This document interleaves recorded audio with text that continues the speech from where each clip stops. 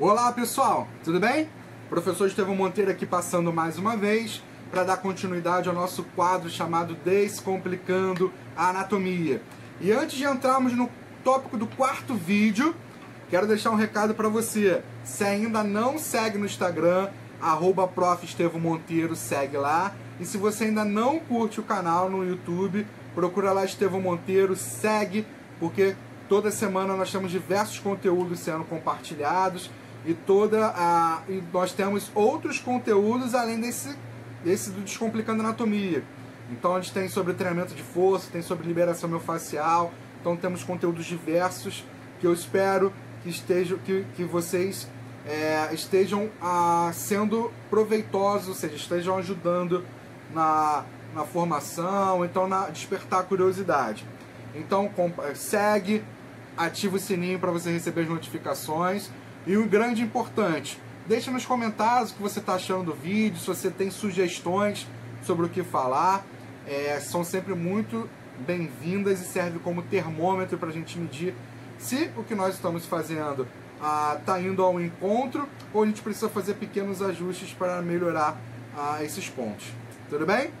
Então simbora, quarto vídeo, quarto tema, vou falar de nomenclaturas que muitas das vezes na prática nós confundimos, mas que a partir de hoje nós não vamos mais confundir. Tudo bem? Então ainda na anatomia nós temos alguns tópicos importantes a se discutir. Lembrando, esse quadro Descomplicando a Anatomia, ele fala da anatomia do sistema locomotor, tá? A anatomia sistêmica nós não abordamos nesse quadro. Mas se você deseja, coloca nos comentários que existe a possibilidade, dependendo da demanda de vocês, da gente fazer novos vídeos, tá? Então, primeira coisa que eu quero falar com vocês de nomenclatura, chamado de variação anatômica. Beleza? Por que eu quero falar isso, galera? Porque acontece muito da gente ouvir, da gente reproduzir, então o senso comum ele acaba impactando muito a gente, no sentido de que a gente tem tantos ossos, a gente tem tantas estruturas, nossa estrutura é assim, e não é uma verdade absoluta. Então nós da área da saúde, quem estuda anatomia, independente do tipo de graduação que você escolheu na área de saúde, nós não podemos ir ao encontro do senso comum. A gente tem que ir sempre contra, porque geralmente ele pega conceitos e transforma ele de forma errônea e vai passando, tá? Então, variação anatômica, galera, a gente precisa entender que o nosso corpo, ele passa por variações, tá? Então, algumas pessoas podem ter um osso a mais, um osso a menos, pode ter uma estrutura que tenha, por exemplo, um osso que tem uma estrutura e outras pessoas não têm. Então, isso faz parte do processo evolutivo, tá? Então, para quem acredita no processo evolutivo lá proposto por Darwin, por exemplo, aquele processo evolutivo, principalmente da origem próxima dos primatas. Então a gente observa, por exemplo, que o homem lá atrás possuía resquício de cauda, ou seja, daquele famoso rabo que a gente encontra, popularmente falando, nos animais, nos primatas e diversos outros, e que hoje nós não temos. Então o corpo ele vai passando por diversas adaptações estruturais. Então variação anatômica, são essas variações de um osso a mais, um osso a menos, uma estrutura a mais, uma estrutura a menos, que não, gravem, fixa isso, bota o IPC, não causa prejuízo funcional ao indivíduo. Então, variação anatômica, o indivíduo não é prejudicado por isso. Então, se ele tem um osso a mais, isso não prejudica ele. Se ele tiver um osso a menos, isso não prejudica ele. Então, esse é o conceito de variação anatômica. Por outro lado, nós temos os conceitos que trazem prejuízo, que é o chamado de anomalia. Então, anomalia são diferenças morfológicas que causam perturbação funcional e levam a prejuízo. Então, um exemplo de anomalia, a gente encontra pessoas que têm um número de dedos maior do que 5 nas mãos, e isso causa prejuízo. Nós temos pessoas que têm essa personificação, essa estrutura na mão, então os dedos são juntos, né? Então o meu indicador e meu dedo médio, por exemplo, eles são juntos, assim como o mínimo anelar também são juntos. Então, pode ser nessa estrutura, pode ser, deixa eu me ajudar aqui, ó. Pode ser assim. Então, tem diversas variações dentro dessa anomalia que causam prejuízo. Então, pense, imagine uma pessoa que tenha os dedos assim. Olha a complicação que é para fazer um movimento de pinça, um movimento de garra. Então, acaba trazendo prejuízos nesse sentido, tá? E nós temos ainda um grau maior de prejuízo. Então, a anomalia é como se fosse um prejuízo mais leve. Agora, quando o prejuízo é muito severo, se chama de monstruosidade. Monstruosidade, você deve estar perguntando, o que é isso, Estevão? São os monstros? Mais ou menos.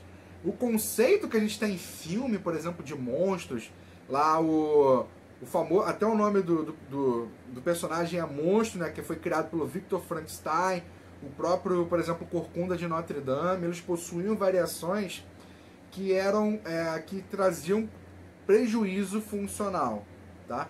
Então, um exemplo de monstruosidade são as crianças que nascem, por exemplo, acéfalas ou com microcefalia. Então, provavelmente essas pessoas terão uma vida mais curta. Por quê? A palavra-chave de monstruosidade para você fixar. Essas diferenças, essas variações, elas são incompatíveis com a vida. Então, a variação da anomalia, ela causa perturbação funcional e ela é incompatível com a vida. Então, para vocês gravarem, sofri uma variação e não tive prejuízo funcional, variação anatômica. Tive variação e tenho prejuízo funcional, chama-se anomalia. Tenho essa variação, causou prejuízo funcional e é incompatível com a vida, eu tenho a famosa chamada de monstruosidade. Tudo bem? Além disso, galera, eu quero abordar um conceito de posição anatômica com vocês. Falei de variação anatômica, anomalia, monstruosidade. Para fechar o bate-papo de hoje, eu vou falar de posição anatômica. Posição anatômica, eu vou explicar e deixar uma deixa que no próximo vídeo a gente vai falar um pouquinho melhor. O que acontece? A posição anatômica nada mais é do que uma padronização. Se não existe padronização, fica difícil você descrever. Então imagine, eu preciso estudar o corpo, preciso estudar uma posição. Mas essa posição não tem uma descrição, não é padronizada.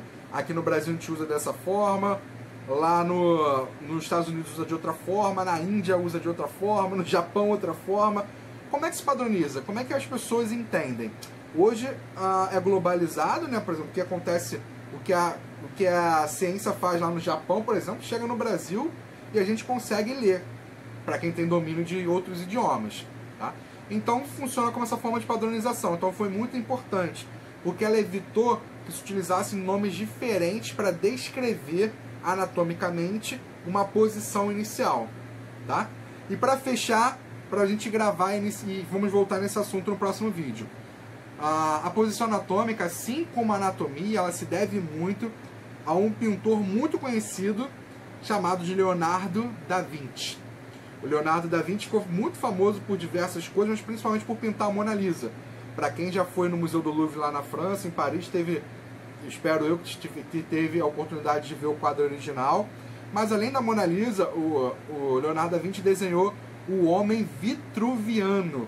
O Homem Vitruviano é a capa desse nosso do YouTube, desse vídeo, desse quadro Descomplicando a Anatomia.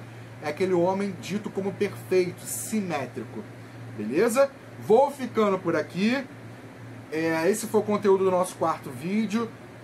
Quem ainda não é inscrito, reforçando, se inscreve lá e principalmente deixe seu comentário para sabermos, temos uma ideia, um termômetro se o conteúdo está adequado ao que vocês estão pesquisando, estão procurando, ou se a gente precisa ir ajustando. Principalmente deixa também sugestões para vídeos futuros. Tudo bem? Lerei todos com o maior carinho. Fico aqui saudoso para um próximo vídeo e na esperança que vocês estejam todos bem. Então, um forte abraço, nos vemos numa próxima.